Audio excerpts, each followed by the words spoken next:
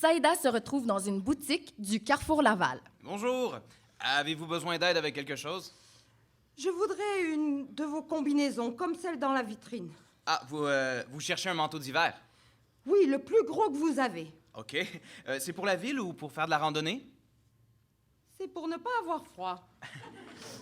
L'histoire de Mon Nouveau chez moi, c'est l'histoire de 4 personnages, 2 Québécois dits de souche et 2 nouvelles arrivantes qui habitent tous le même immeuble à logement.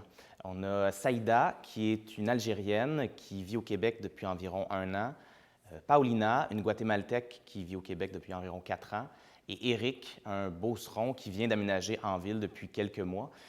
Donc, ils habitent tous le même immeuble, c'est des voisins de palier. Puis cet immeuble-là, la propriétaire, c'est Madeleine. Elle habite aussi dans l'immeuble. Madeleine, c'est une femme d'environ 65 ans qui habite au Québec depuis toujours. Ça va-tu finir, ce maudit hiver-là, hein?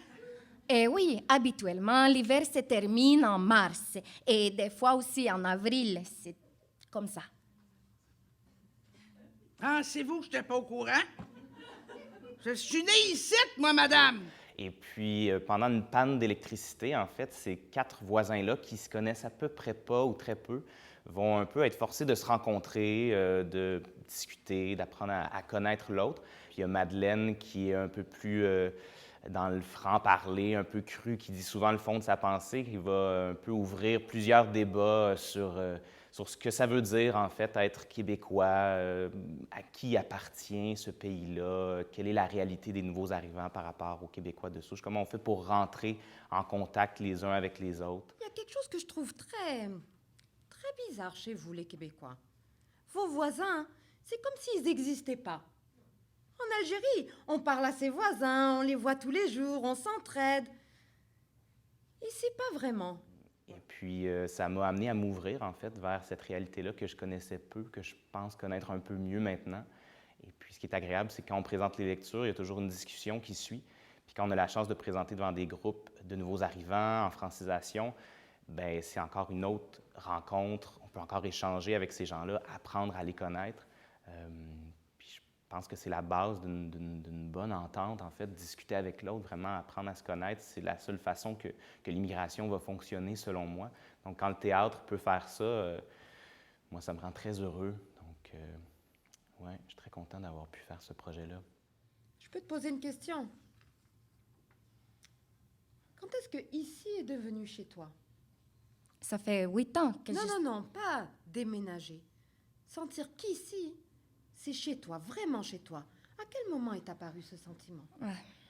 Je me rappelle de m'être sentie bien ici, assez rapidement. Mais on n'est pas arrivé ici pour les mêmes raisons, toi et moi. On a choisi le format lecture publique. D'abord, d'un point de vue de production, c'est beaucoup plus léger. On ne se mentira pas, on n'a pas besoin d'avoir des décors, une conception d'éclairage, tout ça. Donc, ça se transporte beaucoup plus facilement. Et surtout, l'avantage, c'est que ça met vraiment l'accent sur le texte, sur la parole de l'auteur et le jeu des comédiens. Allez, vas-y, shoot! Accouche qu'on baptise! OK, je ne comprends pas toujours quand tu parles. Tu as un accent très, très fort. Hein? Moi, j'ai un accent.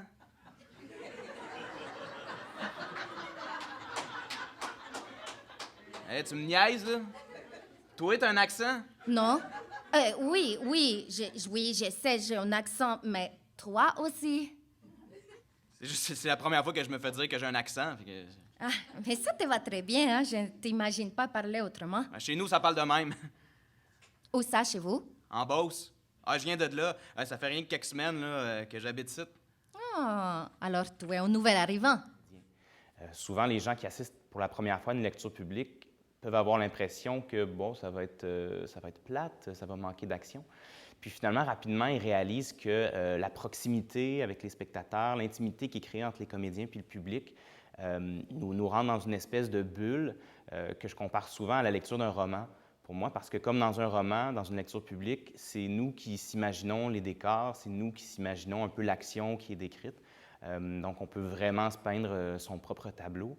Et puis, on s'accroche tout simplement au jeu des comédiens, qui est tout aussi engagé et vrai que dans une production complète.